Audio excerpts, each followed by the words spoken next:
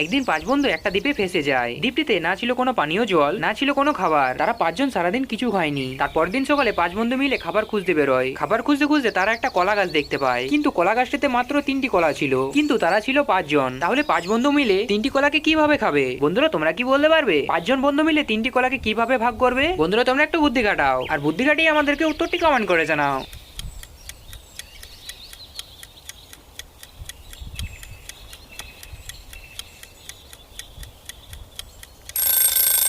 তারা একটা কলাকে 5টা পিসে কেটে নেবে, তার মানে 3টি কলা 15 পিস হয়ে যাবে। আর তারা আছে 5 জন, তাহলে তারা এক একজন 3টি করে কলার পিস খেতে পাবে। বন্ধুরা আমি উত্তরটি বলার আগে তোমার উত্তরটি আগে কমেন্ট করেছিলে, তাহলে ভিডিওটিকে লাইক করে আমাদেরকে বুঝিয়ে দাও। সোনু একদিন বাস স্ট্যান্ডে দাঁড়িয়ে বাসের অপেক্ষা করছিল। তখনই হঠাৎ সোনুর পকেট থেকে তার ফোনটি চুরি করে নেয়। সোনু চোরের মুখটি দেখতে পায় না, আর তখন বাস স্ট্যান্ডে 3 জন দাঁড়িয়ে ছিল। বন্ধুরা তোমরা কি 3 জনকে দেখে বলতে পারবে এখানে এই 3 জনের মধ্যে সোনুর ফোনটি কে চুরি করেছে? বন্ধুরা তোমরা যদি চোরটিকে চিনে ফেলেছো, তাহলে তাড়াতাড়ি আমাদেরকে কমেন্ট করে জানাও।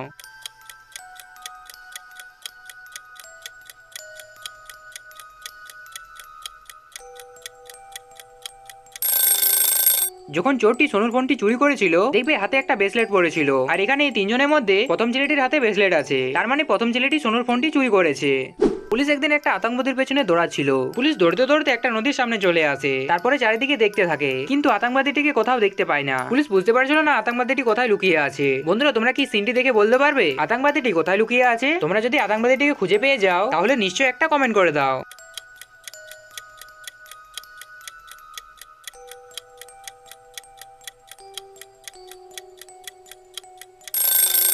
তুমি যদি নদীটি ভালো করে দেখেছো, দেখবে নদীতে একটা কালো রঙের কাপড় দেখাচ্ছে, তার মানে আতঙ্কবাদীটি নদীর জলে লুকিয়ে আছে। পুলিশ তারপর আতঙ্কবাদীটিকে ধরে ফেলে। একদিন হঠাৎ একটা বুড়ি মহিলার অ্যাক্সিডেন্ট হয়ে যায়। কেউ বুড়ি মহিলাটাকে অ্যাক্সিডেন্ট হতে দেখতে পায়নি। কিছুক্ষণের মধ্যে পুলিশও সেখানে চলে আসে। তারপরে সে ডেড বডিটিকে ভালো করে দেখে। ডেড বডিটিকে দেখার পর আশেপাশে লোকেদেরকে জিজ্ঞাসাবাদ করে। ট্রাকটি অনেক স্পিডে যাচ্ছিল, আর ওই ট্রাকে বুড়ি মহিলাটিকে অ্যাক্সিডেন্ট করেছে। আমরা ট্রাকের নাম্বারটি দেখতে পাইনি। পুলিশ তারপর ট্রাকটিকে খুঁজতে বেরিয়ে যায়। পুলিশ একটু আগে গিয়ে একটা পেট্রোল পাম্পে 3টি ট্রাককে ধরে ফেলে। এই 3টি ট্রাকে ওই রাস্তা দিয়ে বেরিয়েছিল, কিন্তু পুলিশ ট্রাকের নাম্বারটি জানতো না, আর সে বুঝতে পারছিল না কোন ট্রাকটি অ্যাক্সিডেন্ট করেছে। বন্ধুরা তোমরা কি পুলিশে সাহায্য করতে পারবে? তাহলে ট্রাকের নাম্বারটি আমাদেরকে কমেন্ট করে জানাও।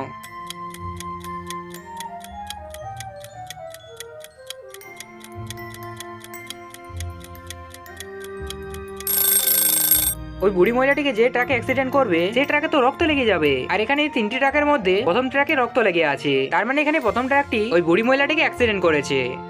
পুলিশ একদিন একটা চোরের পেছনে দৌড়াচ্ছিল। চোরটি দৌড়তে দৌড়তে একটা বাড়িতে ঢুকে পড়ে। পুলিশ চোরটিকে ফলো করতে করতে বাড়ির সামনে চলে আসে, কিন্তু পুলিশ বাড়িটির ভিতরে ঢুকতে পারছিল না, কারণ চোরটি ভিতর থেকে দরজাটি বন্ধ করে দিয়েছিল। এখন বাড়িতে ঢোকার জন্য পুলিশের কাছে 2টি অপশন আছে। প্রথম অপশন, সে বাড়ির জানলাটি ভেঙে বাড়িতে ভিতরে ঢুকতে পারবে, আর দ্বিতীয়, সেখানে একটা রশি টুকরো পড়ে আছে। বন্ধুরা তোমরা কি এবারে বলতে পারবে পুলিশ কি এবারে কোন অপশনটা বেছে নিতে হবে, ফার্স্ট অপশন না সেকেন্ড অপশন? বন্ধুরা তোমরা একটু বুদ্ধি খাটিয়ে উত্তরটি কমেন্ট করে দাও।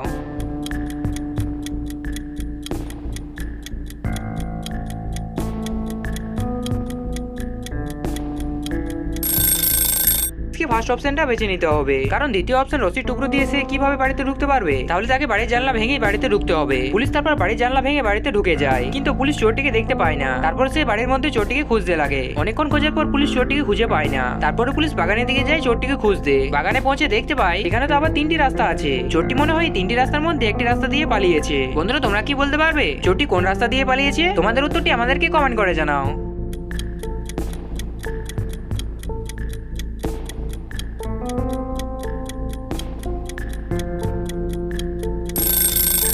তুমি যদি প্রথমে দ্বিতীয় রাস্তার পাইচাপগুলি দেখো, দেখবে সেই পাইচাপগুলি যাওয়ার পায়ের ছাপ, কিন্তু পাইচাপের ডিস্টেন্সগুলি অনেক কম, তার মানে সেই পাইচাপগুলি হচ্ছে হাঁটার পায়ের ছাপ। আর অবভিয়াসলি চোরটি হেঁটে হেঁটে তো যাবে না। আর তুমি যদি তৃতীয় রাস্তাটি দেখো, দেখবে সেই রাস্তার পাইচাপগুলি ডিস্টেন্সটি অনেক বেশি, তার মানে সেই পাইচাপগুলি হচ্ছে দৌড়ার পায়ের ছাপ। চোরটি তাহলে সেই রাস্তা দিয়ে পালিয়েছে।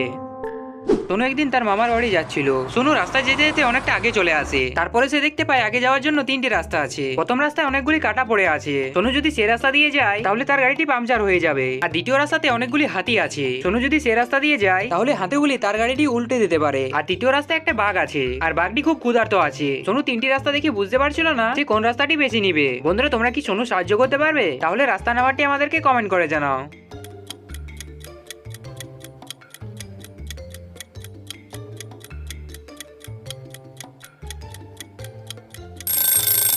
সোনু যদি প্রথম রাস্তাটি বেছে নেয় তাহলে তার গাড়িটি পাংচার হয়ে যাবে, সোনু তাহলে মামার বাড়ি যেতে পারবে না। আর যদি দ্বিতীয় রাস্তাটি বেছে নেয় তাহলে হাতুগুলি গাড়িটিকে উল্টিয়ে দিতে পারে, সোনু তাহলে দ্বিতীয় রাস্তাটি বেছে নিবে। আর সোনু তো গাড়ির ভিতরে থাকবে, তাহলে বাঘটি তাকে কিছুই করতে পারবে না, সে সহজেই সেই রাস্তা দিয়ে মামার বাড়ি যেতে পারবে। অনু একদিন রাস্তা দিয়ে যাচ্ছিল, রাস্তায় যেতে যেতে হঠাৎ দেখতে পায় গাছের নিচে একটা ছেলে শুয়ে আছে। অনু তখন ছেলেটির সামনে যায় আর ছেলেটিকে দেখে অবাক হয়ে যায়, এই ছেলেটি তো মারা গিয়েছে। বন্ধুরা তোমরা কি বলতে পারবে অনু কিভাবে বুঝতে পারলো যে ছেলেটি মারা গিয়েছে? বন্ধুরা তোমরা একটু বুদ্ধি খাটিয়ে উত্তরটি কমেন্ট করে দাও।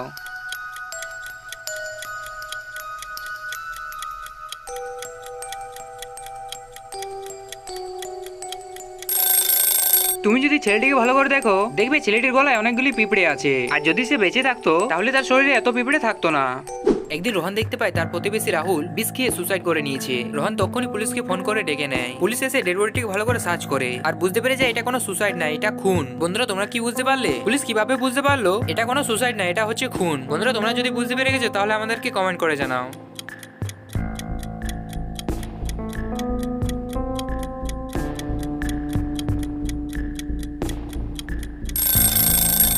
তুমি যদি রাহুলের ডেড বডিটি ভালো করে দেখেছো দেখবে ডেড বডির আশেপাশে কোনো বিষের বোতল নেই, তাহলে রাহুল কিভাবে বিষটা খেলো? তার মানে তাকে বিষ খাওয়ানো হয়েছে। পুলিশ তারপর কেসটিকে ভালো করে তদন্ত করে, তদন্ত করার পরে জানতে পারে কাল রামের বাড়িতে পার্টি হয়েছিল আর রাহুল ও দুই বন্ধু মিলে ওই পার্টিতে গিয়েছিল। পুলিশ তখন রাহুলের বন্ধুগুলিকে ডেকে নেয়, তারপর তাদেরকে জিজ্ঞাসাবাদ করে, স্যার কাল তো আমার বাড়িতেই পার্টি হয়েছিল আর পার্টি শেষ হওয়ার পরে আমি ঘুমিয়ে পড়ি। স্যার কাল রাহুল পার্টি থেকে জলদি বাড়ি চলে গিয়েছিল।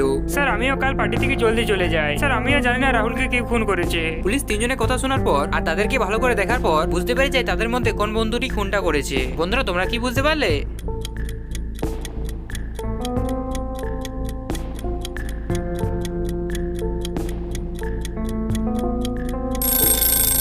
রাহুলকে খুন করেছে তৃতীয় বন্ধু, কারণ তুমি যদি তার জুতোগুলি ভালো করে দেখো দেখবে তার জুতোতে সে রংটি লেগে আছে যে রংটি রাহুলের ডেড বডির পাশে পড়ে আছে। তার মানে কাল রাত্রিবেলায় রাহুলের বাড়িতে সে গিয়েছিল আর সেই খুনটা করেছে আর পুলিশের হাত থেকে বাঁচার জন্য মিথ্যে কথা বলতে থাকে। একদিন রোহন তার ফ্যামিলির সাথে শপিং করতে যায় আর যখন সে শপিং করে বাড়ি ফিরে দেখি তার বাড়ির সব টাকা পয়সা চুরি হয়ে গিয়েছে। রোহন তখনই পুলিশকে ফোন করে দেয়। পুলিশ কিছুক্ষণের মধ্যে রোহনের বাড়িতে চলে আসে, তারপরে সে কেসটিকে ভালো করে তদন্ত করে। তোমার কারোর উপরে সন্দেহ আছে নাকি যে তোমার বাড়ির টাকা পয়সাগুলি চুরি করতে পারবে? হ্যাঁ স্যার, আমার বাড়ির 3টি প্রতিবেশীর উপর সন্দেহ আছে, মনে হয় তারাই আমার টাকা পয়সাগুলি চুরি করেছে। পুলিশ তখন তাদেরকে জিজ্ঞাসাবাদ করার জন্য ডেকে নেয় আর তাদেরকে কিছু প্রশ্ন জিজ্ঞাসা করে। স্যার আমি অফিস গিয়েছিলাম, এখনই তো বাড়ি ফিরেছি, আমি জানি না স্যার কোনো চুরির ব্যাপারে। স্যার আমি কলেজ গিয়েছিলাম, এই কিছুক্ষণ আগেই বাড়ি এসেছি। স্যার আমিও কোনো জানি না চুরির ব্যাপারে। স্যার আমি কি জানি তারা শপিং করতে গিয়ে তাদের বাড়িতে চুরি হয়েছে। পুলিশ তিনজনের কথা শোনার পরে বুঝতে পেরে যায় রোহনের বাড়িতে টাকা পয়সাগুলি কে চুরি করেছে। বন্ধুরা তোমরা কি বুঝতে পারলে? তাহলে আমাদেরকে কমেন্ট করে জানাও।